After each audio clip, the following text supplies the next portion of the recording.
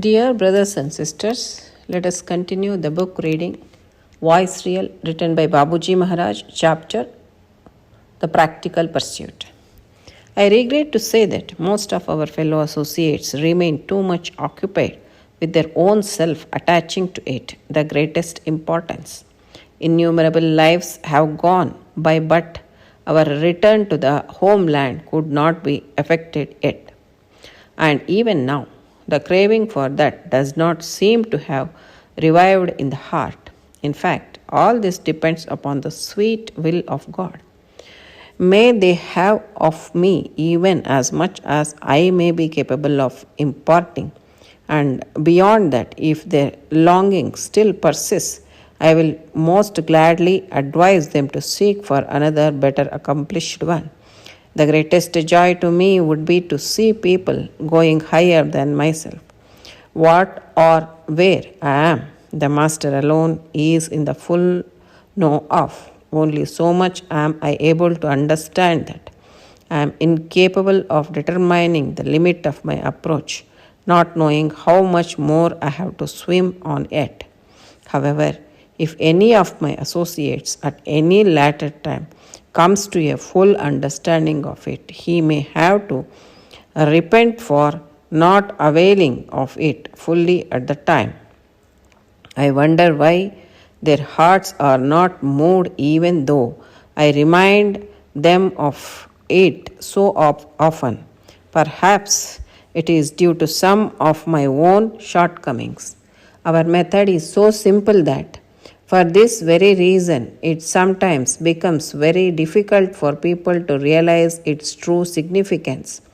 Difficulties arise when people do not take God just as He is, but fit Him into numerous artificialities created in their own minds to suit their own taste and likings, and thus put Him completely within the sheath of Maya. They worship Him as such, with the result that they themselves get engrossed in Maya, or in other words, they become the worshippers of Maya in gross form. Now, if anyone comes up to explain it to them, they run away from him thinking that he is trying to delude them. They appreciate more the Mahatmas who, being themselves dyed in various hues of Maya, offer them colorful things which are suited to their taste. The common mistake is that they do not care to pay attention to these most vital facts, and they seek for liberation from those who have it not. Really, most of them do not have any aspiration for liberation at all. They adhere to gods and goddesses only to serve their worldly ends. Here, Babuji Maharaj is expressing his concern, and he is regretting to say that most of his fellow beings or fellow associates remain too much occupied with their own self, attaching to it the greatest importance. And innumerable lives have gone, but our return to the homeland could not be effected yet. That's what Babuji Maharaj is saying. It is his concern because most of the people are very much entangled in these worldly bondages. Even though we have taken innumerable births to return back to our homeland, but it could not be effected yet. And even now, the craving for that does not seem to have revived in the hearts of the people. Because when we see many people in this world, they are nowhere connected with the thought of God or God realization. Just their hearts are completely drowned in these worldly illusions. Babaji Maharaj is saying that in fact all this depends upon the sweet will of God. If God wills, then only it is possible for a human being to crave for Him and Him alone. For this, further Babaji Maharaj is saying that may they have of me even as much as I may be capable of imparting. And beyond that, if their longing still persists, I will most gladly advise them to seek for another better accomplished one. See the simplicity and greatness of our Master. He is so open-minded and he is offering all of us whatever that is there within him. And if anyone want to go beyond that,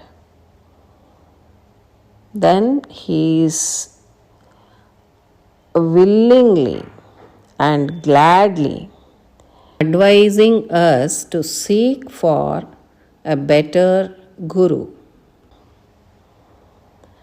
See, this kind of nature will not be there or cannot be seen in many people who call themselves as gurus, because they are self-centered gurus.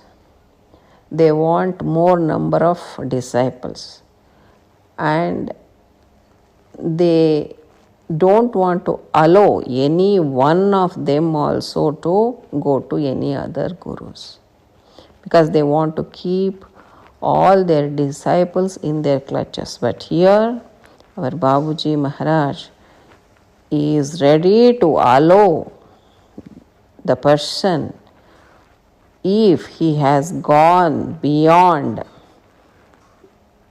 the limit where Babuji Maharaj has reached, and if he is having that longing still to march ahead or forward, then Babuji Maharaj is saying that I will allow them gladly to select another guru who can take them even beyond that, if at all it is possible to get such gurus. And only so much am I able to understand that I am incapable of determining the limit of my approach, not knowing how much more I have to swim on it. This is the statement given by Babuji Maharaj. Why? Because Babuji Maharaj is not knowing his condition. He is in perfect ignorance state of condition. That's why he is telling that what or where I am, the Master alone is in the full know of. Because I don't know anything about me. Only he, my Master, knows everything. As because he is in that final state of condition. However, if any of his associates at any later time comes to a full understanding of it, he may have to repent for not availing of it fully at the time. This I have observed it practically.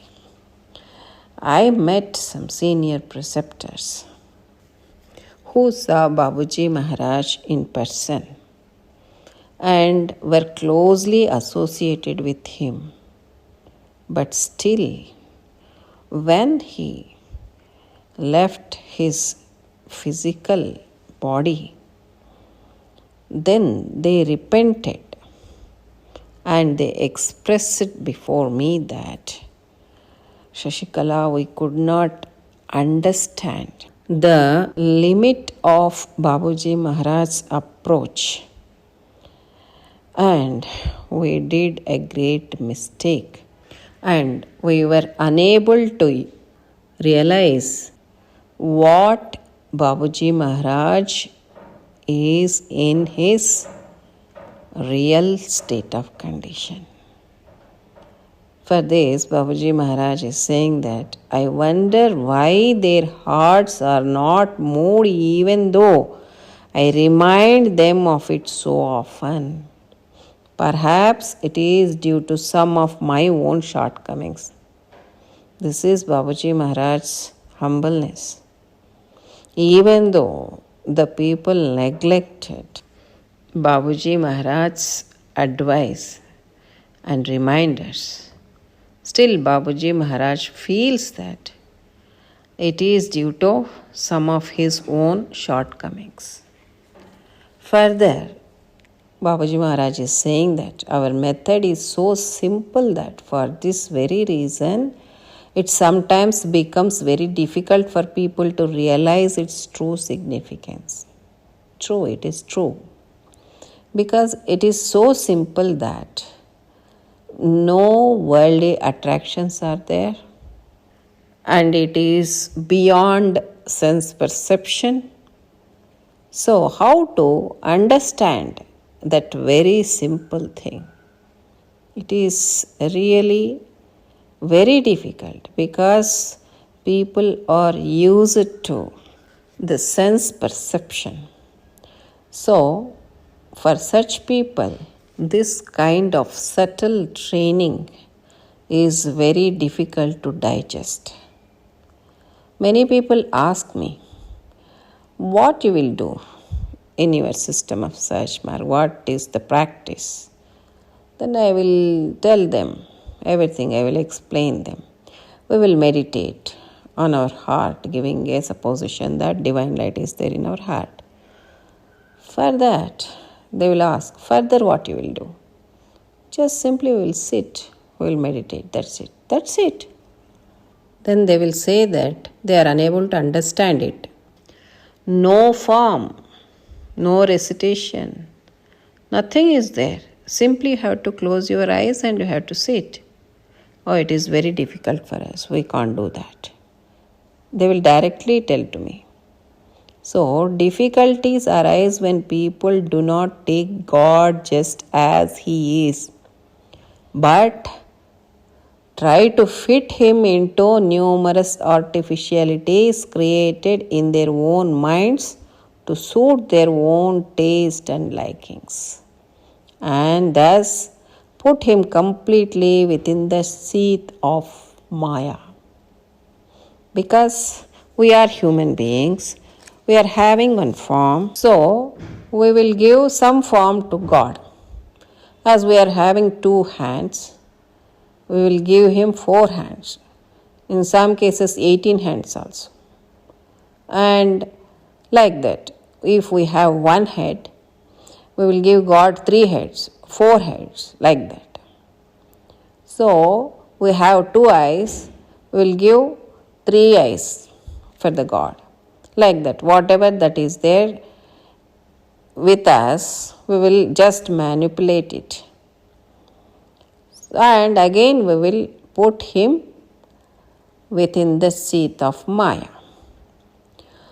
So, the people worship Him as such, with the result that they themselves get engrossed in Maya, or in other words, they become the worshippers of Maya in gross form. Isn't it? When we confine that supreme power, God, into one form, then we are worshipping Maya in gross form only. Now, if anyone comes up to explain it to them, they run away from him thinking that he is trying to delude them. Oh, they will avoid the person who will meditate and only meditate without worshipping any gods or goddesses or forms. They will say him as Gnostic, atheist, because they perform all the rituals and idol worship. If anybody who meditate, then they will be treated as atheist. And if they try to explain them about the truth, then simply they will think that he is trying to delude them, and they will keep him away from them. So they appreciate more the Mahatmas who, being themselves dyed in various hues of Maya, offer them colorful things which are suited to their taste. And the common mistake is that they do not care to pay attention to these most vital facts, and they seek for liberation from those who have it not.